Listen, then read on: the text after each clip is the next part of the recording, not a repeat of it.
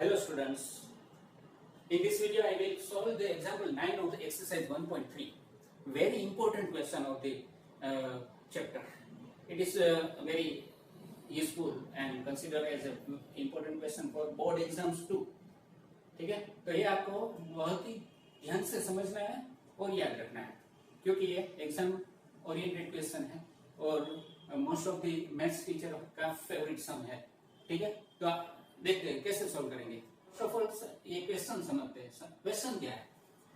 Consider function f r plus 2 minus 5 to infinite close interval given by f of x is equal to 9x square plus xx minus 5. This is the function given 9x square plus xx minus 5. Show that f is invertible with f inverse y is equal to under root y plus 6 minus 1 upon 3. तो क्या समझना है कि जो functions दिया गया है यहाँ पे जो फंक्शन है given function here f r plus 2 minus 5 to infinite f of x is equal to 9x square plus 6x minus 5 is given. ठीक है, तो ये क्वाड्रेटिक फंक्शन है। क्वाड्रेटिक फंक्शन है तो हम ये 1 1 दिखाना होगा। अच्छा, सबसे पहले तो हमें याद करना होगा कि इन्वर्टेबल शो करना है। अगर कोई भी फंक्शन को हम इन्वर्टेबल बताना चाहते हैं then what to do, what we have to do, we have to show that function is bijective function. That means कि we have to show that function 1 1 and onto, right? So we are going to show this function is 1 1 and onto function. First of all उसका जो domain है r plus, यहाँ पे r plus ऐसे लिखा है, r plus का हम जनरली ऐसे लिखते हैं पर यहाँ पे ये r प्लस ऐसे लिखा है तो इसका मतलब हम यही समझेंगे कि ये positive values, positive real numbers का सेट है। ठीक है, so considering it as a positive real number set, that is the domain of function, given function. Now we are going to show it 1 1 function. First of all, according to definition of 1 1 function, we are taking x1 x2, let x1 x2 belongs to r plus. ठीक है, x1 x2 belongs to r plus. Suppose f of x1 is equal to f of x2. Therefore, now using this given function, quadratic function, we will write for f of x1, the term will be 9x1 square plus 6x1 minus 5 is equal to, for f of x2, we will write x2 instead of x. That means we replace x by x2 and write the function 9x2 square plus 6x2 minus 5. देखो ये हमने लिख दिया। अब इसको simplify करेंगे। ये simplify करके दिखाना क्या है कि अगर हमने f of x1 equal to f of x2 लिया है तो लास्ट में आंसर में जो लास्ट रिजल्ट आएगा उसमें x1 equal to x2 मिलना चाहिए। अगर x1 equal to x2 मिलता है तो फंक्शन 1 1 है। ऐसे हम दिखाते हैं। चलो कैसे दिखाते हैं देखो। तो सबसे पहले तो -5 इज कैंसिल आउट। ठीक है, यहाँ पे -5, यहाँ पे -5, दोनों साइड से कैंसिल। अब ये सभी टर्म को मैं लेफ्ट साइड शिफ्ट कर देता हूँ तो क्या होगा 9x1 square minus 9x2 square plus 6x1 minus 6x2 is equal to 0। देखो ये दोनों टर्म मैंने लेफ्ट साइड शिफ्ट कर दी। अब सिंप्लीफाई करते हैं। 9 common, x1 square minus x2 square plus 6 common, x1 minus x2 is equal to 0। अब इसको फैक्टराइज करो तो x1 square minus x2 square का फैक्टर्स होता है x1 minus x2 into x1 plus x2। ये हम जानते हैं according to a square minus b square equal to a minus b into a plus b। उसी फैक्टर्स को यूज करके हमने लिखा है plus 6 into x1 minus x2 is equal to 0।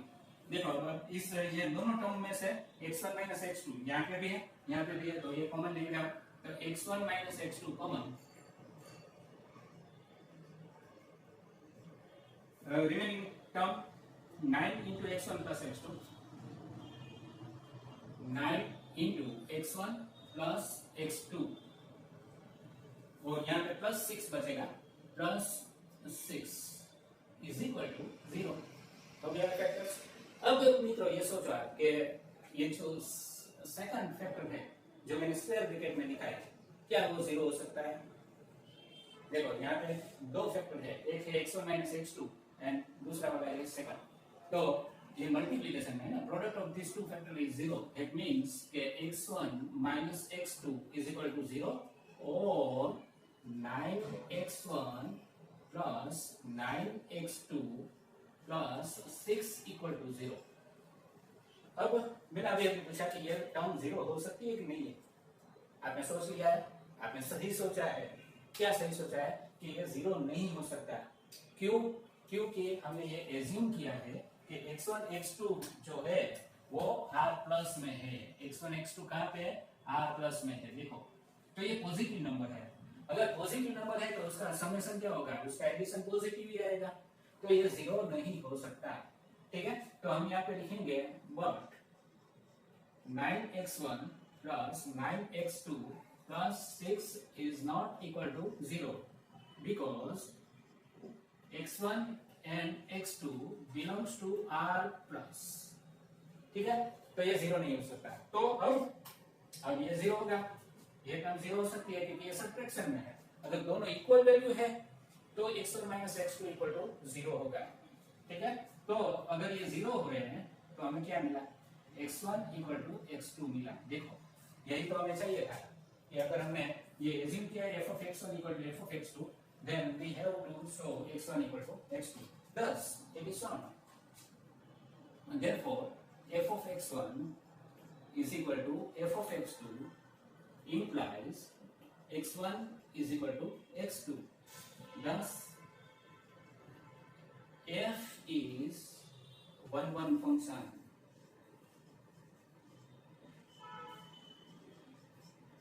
देखो ये 1 का प्रूव हो गया। 1 को हम दूसरा क्या बोलते हैं? इंजेक्टिव बोलते हैं। ये इंजेक्ट तो हो गया, सॉरी इंजेक्टिव तो हो गया। अब हमें दिखाना है ऑन टू फंक्शन। तो पॉज कीजिए और ये नोट डाउन कीजिए। आगे हम प्रूव करते हैं ऑन टू फंक्शन। चलो तो मित्र आपने ये 1 तो समझ लिए कि फंक्शन 1 है। ठीक है, अब हमें देखना है कि given function is onto और not. How to show that function given function is on to? We can show it by 2 ways. First is the range of the function should be equal to codomain. If it is, then f is onto function, right? So range equal to codomain अगर है तो onto function है। और दूसरा वो जो हमने definition समझी थी उसके हिसाब से according to that definition we can show that given function is onto function। वो definition क्या थी? डेफिनेशन थी कि अगर for every y belongs to codomain, codomain is given here -5 to infinite. This is the codomain of given function. See here, it is the codomain of f. For every y belongs to codomain, that is -5 to infinite close open interval, there exists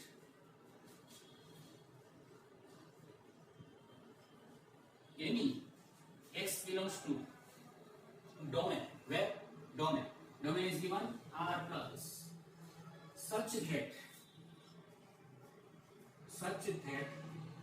f of x becomes y, f of x is equal to y, then f is onto function. Do remember this definition? A very simple way.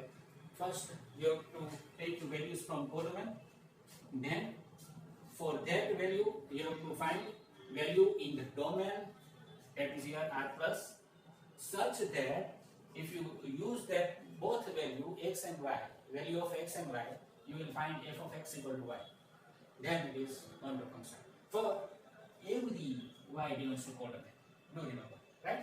तो हम यहाँ पे पहले समझते हैं। तो इसके लिए हम क्या करते हैं? सबसे पहले एज्यूम करते हैं late f of x is equal to y is equal to y.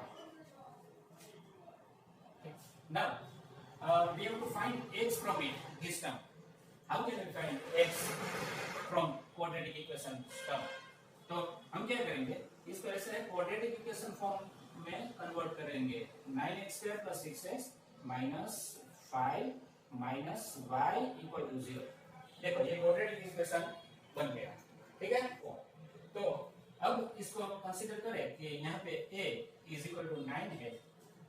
a means coefficient of x square in the quadratic equation. b means coefficient of x in the quadratic equation.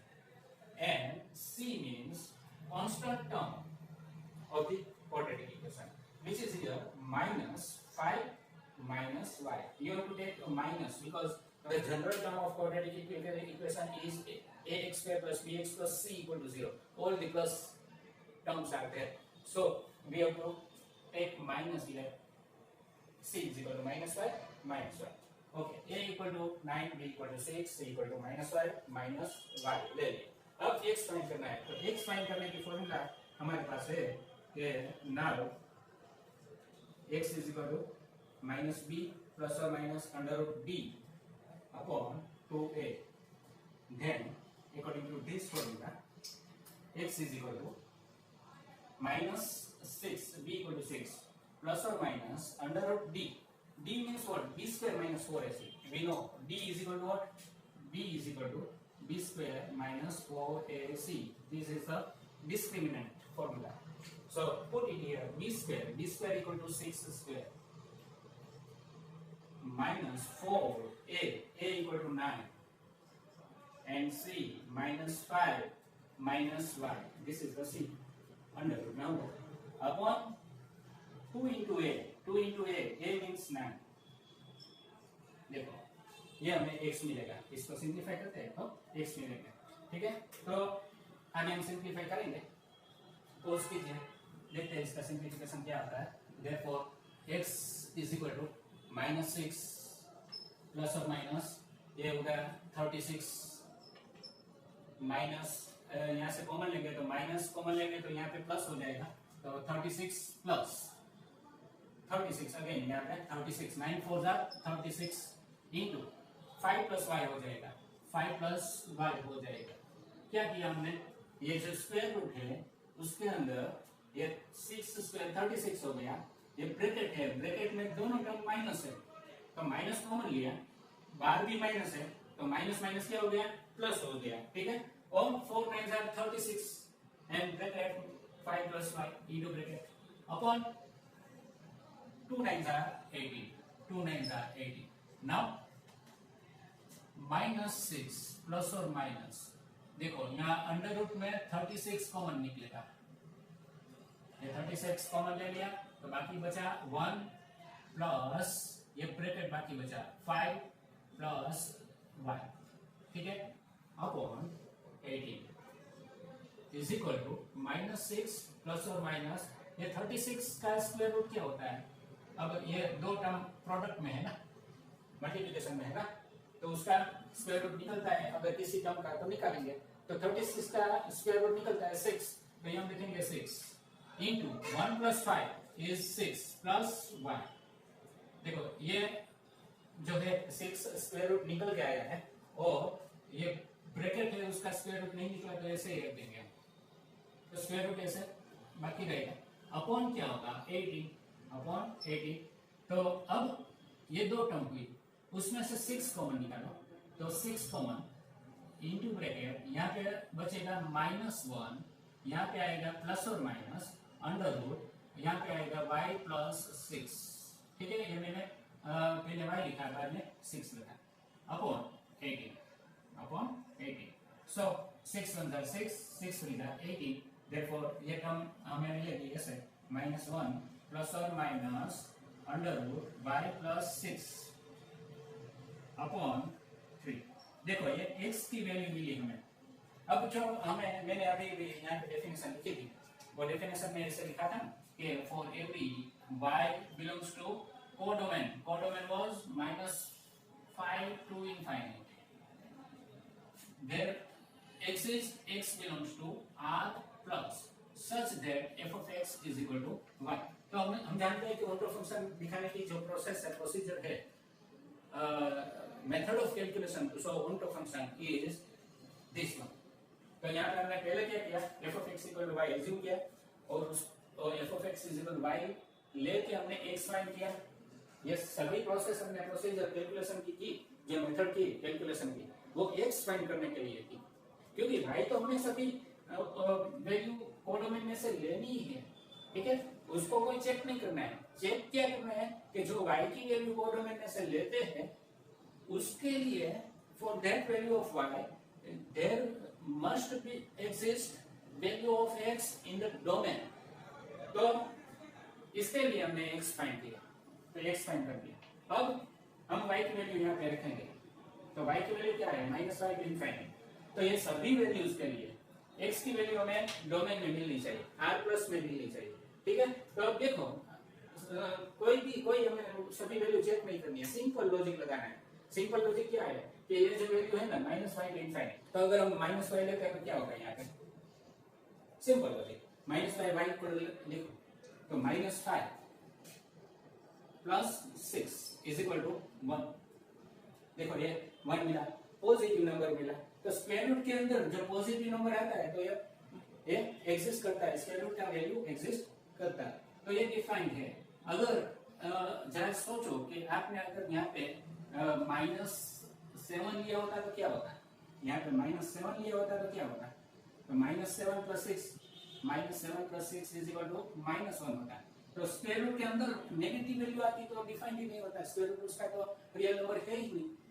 अगर square root of negative number find करना है तो आपको complex number लेना होगा, जो यहाँ पे डिफाइंड नहीं है।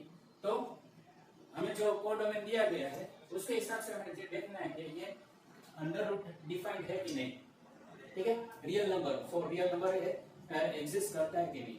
तो यहाँ पे एग्जिस्ट करेगा, क्योंकि यहाँ पर सभी वैल्यू -5 से ज्यादा है, कोडोमेन में जो भी वैल्यू है -5 से ज्यादा है, बिगर वैल्यू है, ग्रेटर वैल्यू है, तो -5 लेके चेक कर लिया, ये 1 आता है, क्या मिला 1 मिला। देखो तो 1 is greater than 0, 1 is greater than 0।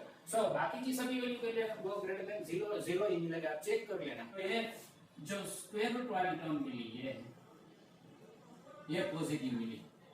अब ये स्क्वायर रूट वाली टर्म पॉजिटिव है और यहाँ पे तो दो टाइप की वैल्यू है, एक प्लस एक माइनस है। देखो मैं यहाँ पे ऐसे लिखूं कि -1 plus under root y plus 6 upon 3, और दूसरी वैल्यू लिखो -1 minus under root y plus 6 upon 3।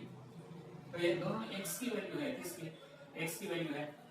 तो अब आपको चेक करना है कि उसमें से डिफाइंड कौन सी होगी। डिफाइंड मींस दोनों ही डिफाइंड है, पर हमें डोमेन में चाहिए, ये r प्लस में चाहिए। देखो r प्लस में कौन सी वैल्यू आएगी, तो नेचुरली ये तो दोनों नेगेटिव है ना, तो माइनस कॉमन निकालेंगे तो ये नेगेटिव वैल्यू हो जाएगी। तो this value is less than 0 and this value will be greater than 0। Why? Because least value, minimum value of square root is here, it will be 1, ठीक है। तो अगर आप -5 लेते हैं तो -5 plus 6 is equal to 1, square root of 1 -1 plus 5 upon 3, तो ये हमें मिल जाएगा, ठीक है। तो ये हमें ध्यान में रखना है कि ये x है वो बिलोंग्स टू r प्लस मिल गया है, बिलोंग्स टू r प्लस मिल गया, यही बात समझ में। तो x r प्लस में आता है तो ये डेफिनेशन अप्लाई होगी कि for every y belongs to -y to infinite there exist any, कोई तो x की वैल्यू ऐसी है जो ये y की वैल्यू के लिए f of x equal to y बनाता है। ये डेफिनेशन के हिसाब से हमें देखना है, तो ये बन गया, तो ये बिलोंग्स टू r प्लस है। तो अब क्या करना है, अब वो f of x equal to y लेके हमें फाइंड करना है, ठीक है। तो ऑनटो फंक्शन के लिए हमें ये दिखाना होगा f of x equal to y। तो अब वो दिखाते हैं, फिर बाद में ये इनवर्स फंक्शन लेना है। तो अब यहाँ पे जो भी दिखाया है वो तो एक्सप्लेनेशन था, कैलकुलेशन में नहीं लिखना है, वो हमारी समझ है, वो हमारी अंडरस्टैंडिंग है, ठीक है। तो कैलकुलेशन में क्या लिखाएंगे, what is equal to -1 minus under root y plus 6 upon 3 doesn't belongs to r plus, so x is equal to -1 plus under root y plus 6 upon 3 belongs to r plus 4. Every y belongs to -5 to infinite. Right? Now,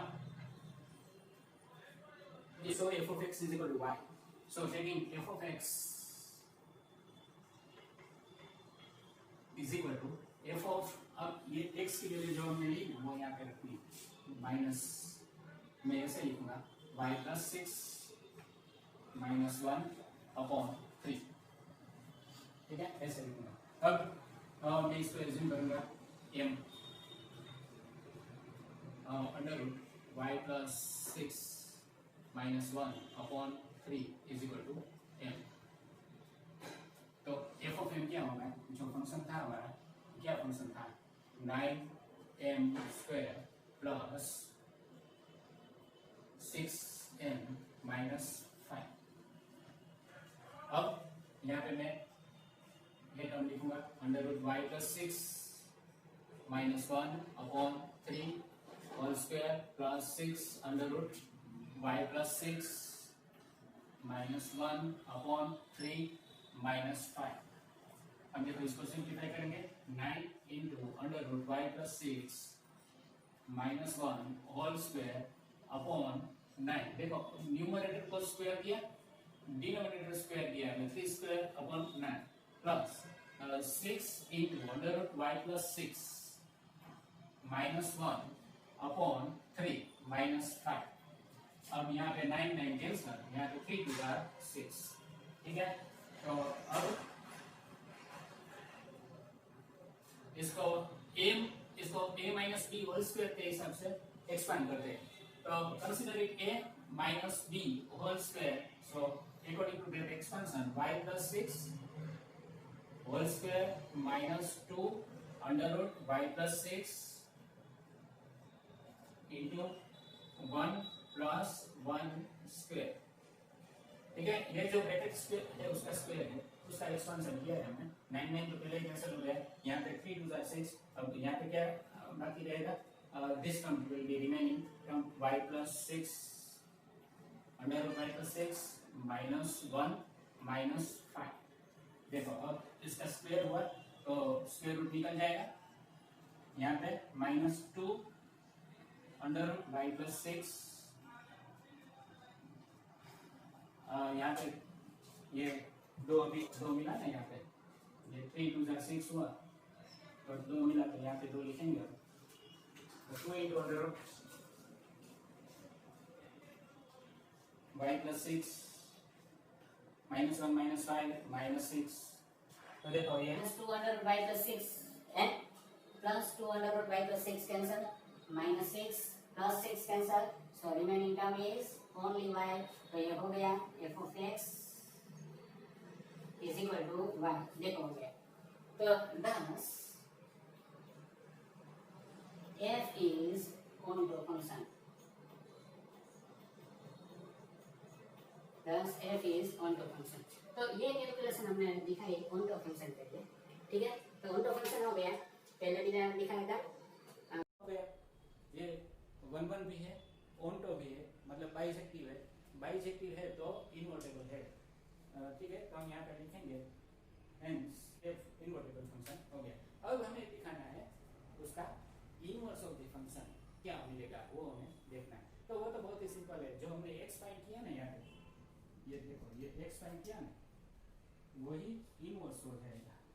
वही inverse हो जाएगा. कैसे हो जाएगा देखते हैं. लिखना तो पड़ेगा क्योंकि एग्जाम में अगर पूछा जाए तो उसको लिखेंगे कैसे, वो देखिए. अब हमें इनवर्स फंक्शन फाइंड करना है ना. तो इनवर्स फंक्शन फाइंड कैसे करते हैं देखते हैं. देखो हमें ये फंक्शन दिया गया है f r plus 2 -5 to infinite f of x is equal to 9x square plus 6x minus 5 is the given function. Is now 1 1 and onto function. ठीक है. So we can take f of x is equal to y. We can also write, so it is invertible. अगर ये invertible है तो हम उसका inverse of the function ले सकते हैं, फाइंड कर सकते हैं. तो ये so we can take f of x is equal to y, then we can write it as x is equal to f inverse y. अब आपने लिख लिया होगा कि x हमें क्या मिला था. नाउ वी हैव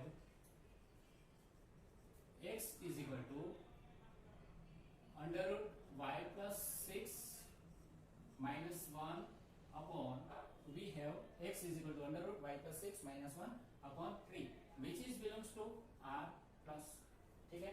तो अब ये डोमेन के लिए हो गया. तो अब x को लिखेंगे अब यहाँ से. therefore f inverse y is equal to under root y plus 6 minus 1 upon 3. hence